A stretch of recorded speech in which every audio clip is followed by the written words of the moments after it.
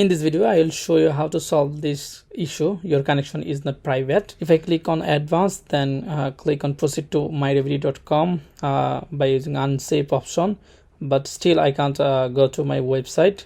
I am getting 404 page error. But if I go to this website from my another browser profile, here you can see I'm getting on this website without any error. So let's see how we can solve this issue. To solve this issue, I'm just going to my website from this browser again. Then click on a not secure option from the left side. Then click on site settings. After that, click on three dot and go to history.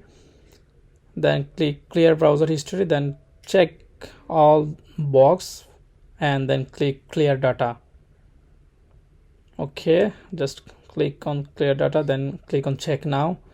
After that, we can go to our website without any error. Here you can see I am going to my website without any error. That's it.